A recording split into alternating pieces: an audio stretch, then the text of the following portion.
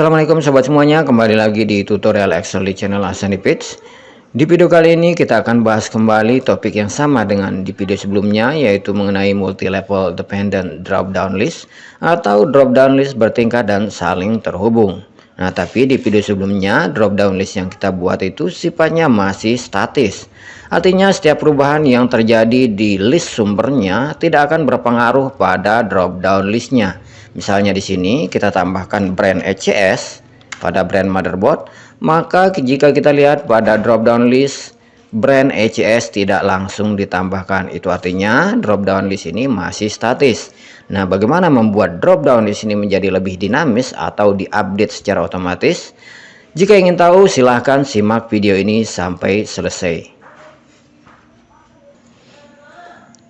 Untuk membuat drop-down list menjadi lebih dinamis atau diupdate otomatis begitu ada penambahan data pada list source-nya, maka yang perlu kita lakukan adalah kita harus ubah setiap list ini menjadi tabel Excel. Caranya, tekan Ctrl T pada keyboard, kemudian klik OK.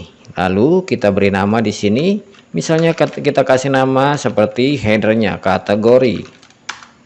Lakukan cara yang sama untuk setiap list yang sudah kita buat. Ctrl T, tekan klik di mana saja di area ini, Ctrl T, kemudian tulis di sini misalnya motherboard, Ctrl T, prosesor, T, RAM, hard disk, Asus, ASRock,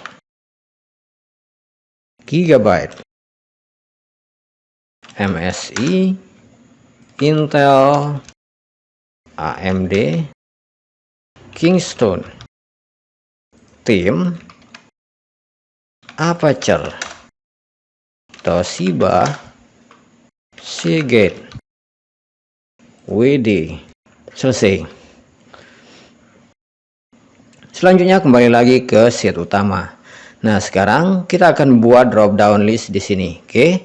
Caranya sama dengan di video sebelumnya, yaitu blok, kolom kategori, masuk ke tab data, kemudian pada data tool silakan pilih data validation. Pada bagian setting, bagian allow silakan pilih list, kemudian untuk source-nya di sini kita masukkan fungsi indirect. Karena fungsi indirect ini akan mengarahkan langsung teks yang ada pada kolom, setiap sel yang ada pada kolom kategori ini menuju ke tabel yang sudah kita beri nama tadi. Jadi indirect di sini kita arahkan menuju ke tabel kategori. Ya, pastikan berikan tanda petik sebelum dan sesudah nama tabelnya, lalu klik OK. Sekarang kita cek. Ya, di sini sudah bisa digunakan di sini. Oke, sudah ada drop down list. Kita bisa lihat di bawah di sini juga sudah ada. Oke. Nah, sekarang kita akan hubungkan brand ini dengan kategori. Caranya, masuk kembali ke tab data, kemudian data tools, data validation, kemudian pilih list, dan di sini bagian source-nya indirect lagi. Kemudian kita gunakan di sini sel yang ada di sampingnya, oke? Karena kita akan mengcopy, mendrag ke bawah rumus indirect ini, maka pastikan row-nya tidak dikunci, hilangkan simbol dolar pada row-nya, tutup kurung, lalu klik OK. Sekarang kita lihat di sini, yap, hard disk sudah ada. Oh, di sini belum ada, belum kita copy, drag bawah. Nah, sekarang kita lihat di sini motherboard, ya sudah. Oke. Sekarang kita hubungkan di sini produk dengan brand. Jadi caranya sama. Pada tab data, data validation lagi. Di sini pilih list dan source-nya indirect. Indirect. Gunakan sel yang ada di sampingnya. Pastikan di sini hapus pengunci untuk barisnya. Simbol dolarnya. Klik OK. Kemudian copy rumus ini ke bawah. Ya, sekarang setiap sel sudah ada drop down list. Kita lihat di sini. Produk-produk dengan brand Toshiba, ya, sudah berhasil. Di sini kita bisa lihat produk motherboard, yaitu brandnya ada Asus dan seterusnya. Oke, sekarang kita cek apakah semua drop down list yang kita buat ini sudah dinamis atau tidak, sudah diupdate secara otomatis jika ada penambahan data di sumbernya atau tidak. Kita cek. Sekarang kita masukkan produk baru pada list motherboard, misalnya mainboard ECS. Oke, kita lihat mainboard ECS ini sudah dimasukkan langsung secara otomatis atau tidak.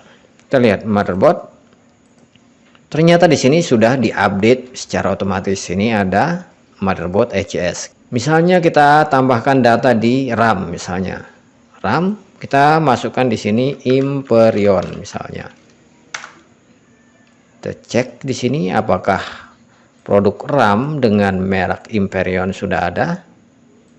Ya, di sini sudah ada. Berarti semua penambahan data di sini sudah langsung berpengaruh secara otomatis ke drop down list yang kita buat. Itu artinya drop down list ini sekarang menjadi dinamis atau otomatis diupdate begitu ada penambahan data.